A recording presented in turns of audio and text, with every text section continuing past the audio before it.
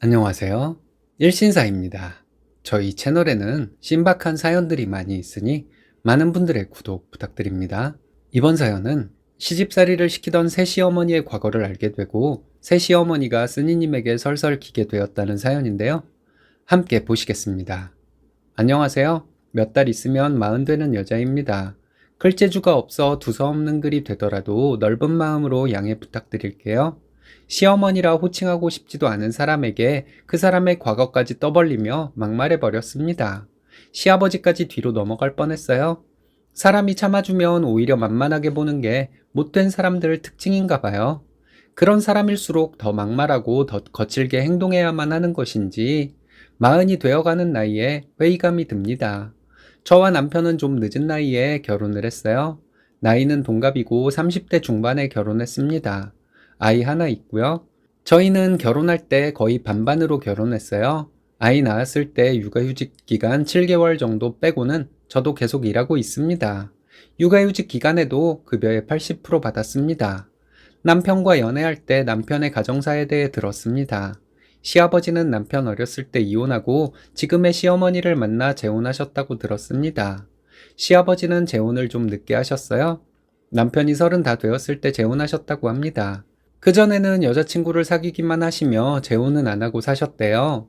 저 어렸을 때도 친구들 중에서 편모, 편부 가정에서 자라는 친구들이 많았기 때문에 그런가 보다 했습니다. 저 어렸을 때도 부모님 이혼이 흔하던 때였어요.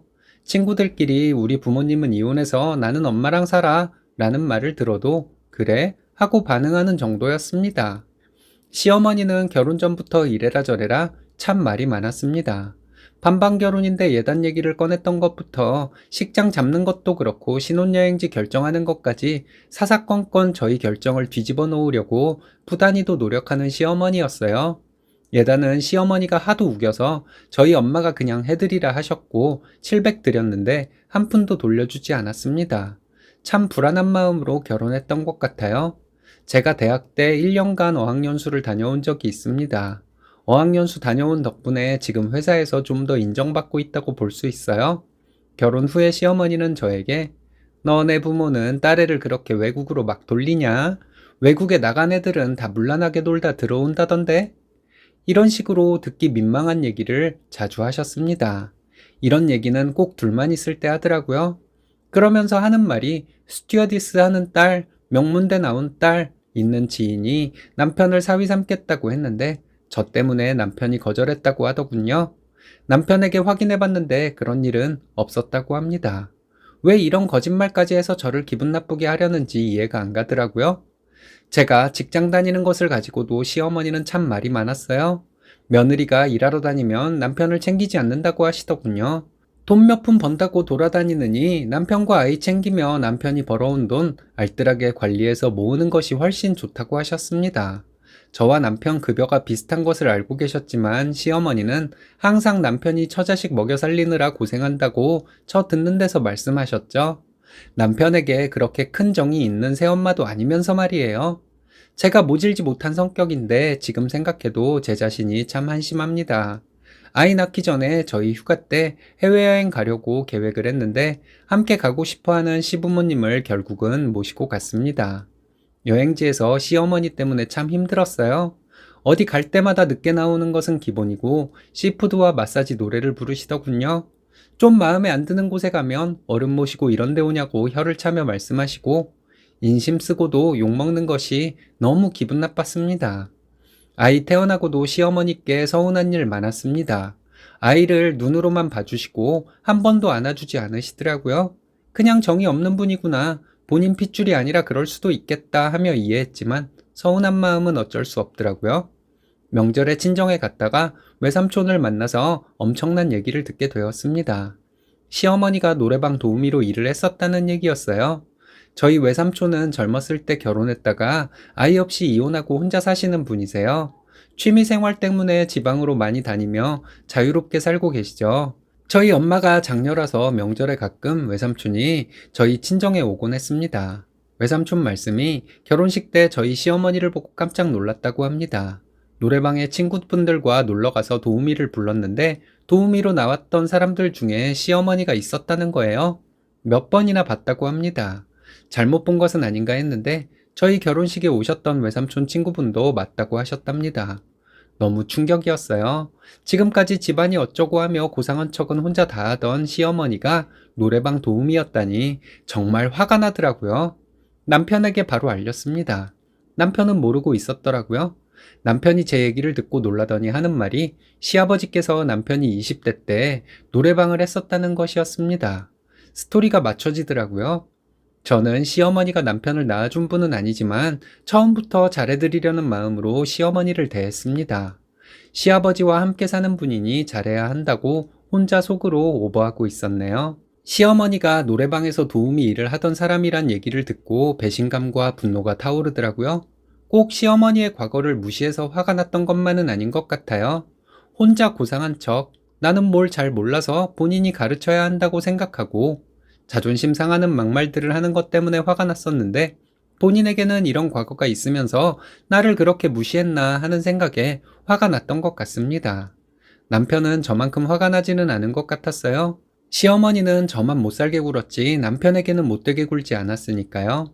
지난 연휴 때 시부모님이 저희 집에 오셨습니다. 남편과 점심을 먹으려고 준비 중이었는데 시어머니가 갑자기 전화를 해서 집 근처라고 하시더니 금세 오셨더라고요. 제가 언젠가부터 시어머니를 대하는 태도가 달라졌다는 것을 시어머니도 느꼈을 것 같습니다. 한동안은 저를 관찰하는 듯 하더니 저에게 더 쌀쌀맞게 굴었습니다. 어쨌든 그날 시부모님과 함께 점심을 먹으려고 했습니다. 남편과 시아버지는 거실에 있었고 시어머니와 둘이 주방에서 점심을 준비하고 있었어요. 별로 하는 일도 없이 시어머니는 저에게 잔소리나 하러 주방에 있었던 것이죠. 국을 끓이는데 제가 파를 씻어서 가위로 잘라서 넣는 것을 보더니 시어머니가 쌩난리를 치더군요. 무슨 대파를 그렇게 성의 없게 넣냐? 너희 집에선 그렇게 하냐? 대파 제대로 씻기는 했냐? 넌 김치도 가위로 써냐? 파를 가위로 한번 썰었다가 친정까지 욕먹었네요. 너무 어이가 없었지만 저희 집에서는 이렇게 했다고 칼을 쓰든 가위를 쓰든 뭐가 문제될 것이 있냐 했습니다. 시어머니는 제가 딱딱한 말투로 말을 하니 좀 당황하는 듯 했습니다. 그리고는 버릇없게 어른 하는 말에 말대꾸를 한다면서 언성을 높이더라고요. 너희 집에서 그따위로 가르치더냐고 하는 말에 제가 이성을 잃고 시어머니 과거를 들먹거리며 난리를 쳤네요. 지금까지 시아버지와 함께 사는 분이라고 시어머니 대접을 해줬더니 시집살이를 이렇게 더럽게 시키는데 더 이상 못 참겠다고 했어요. 그때부터는 어머님이라는 호칭도 하지 않고 그쪽이라고 했습니다. 노래방에서 일할 때 칼로 과일 깎던 버릇이 있어서 가위로 뭘 하는 걸 보면 이렇게 난리를 치는 것이냐고 했어요. 외삼촌에게 그쪽이 노래방에서 일했던 거 다 들었다고 했습니다. 지금 그 사실을 알게 돼서 저희 친정부모님도 난리라고 했어요. 친정엄마는 그런 여자한테 사부인이라고 부른 것을 너무 분하게 여기신다 했습니다. 그리고 예단을 그렇게 말도 안 되게 요구했던 것도 남자들에게 돈 뜯어내던 버릇이었나 보다고 친정엄마가 말씀하셨다 했죠.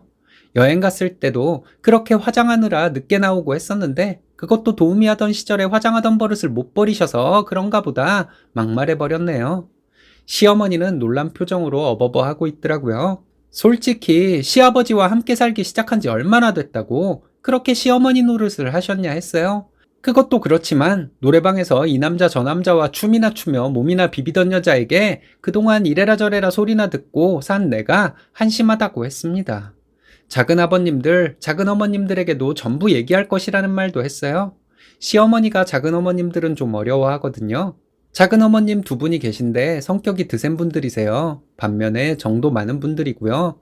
남편 어렸을 때 시아버지 혼자 남편 키우는 동안 작은 어머님들이 한동안 데리고 있기도 하고 신경 많이 쓰셨다고 합니다. 시어머니에게 주방에서 얘기할 때 제가 일부러 큰 소리로 얘기했거든요. 남편이 주방으로 와서 무슨 일이냐고 묻는데 시어머니는 아무 일도 아니라고 하며 본인이 잘못해서 새아가가 화가 났다고 다 본인 잘못이니 나가서 시아버지와 있으라고 했습니다. 그쪽 과거에 대해서 남편도 다 알고 있다고 말해버렸죠. 시어머니는 저와 남편 눈치를 보더라고요. 그리고 잠시 뒤에 시아버지도 주방으로 오셨습니다. 시어머니는 아무 일도 아니니 거실로 가 계시라고 식사 다 차리면 부르겠다고 하더군요. 남편과 시아버지가 거실로 나가고 시어머니는 말없이 식사를 차렸습니다. 제가 시어머니에게 앞으로 시어머니 노릇할 생각 말라고 했습니다. 시아버지 식사나 차려드리고 집안일이나 해주는 사람으로 살라고. 남편과 나에게 부모 대접받을 생각도 하지 말라고 했어요. 시어머니는 말없이 고개를 끄덕이더라고요. 별말 없이 식사를 하고 시부모님은 가셨습니다. 그 후로 시어머니는 저에게 전화 한 통 없었어요. 이틀에 한 번은 전화로 스트레스 주던 분인데 말이에요. 시부모님 가시고 나서 남편에게 시어머니와 나눈 대화 내용 전부 얘기해 주었습니다. 남편은 미안하다고 하면서 그동안 자기가 시어머니에게 강하게 대응해 주지 못한 것이 후회된다고 하더라고요.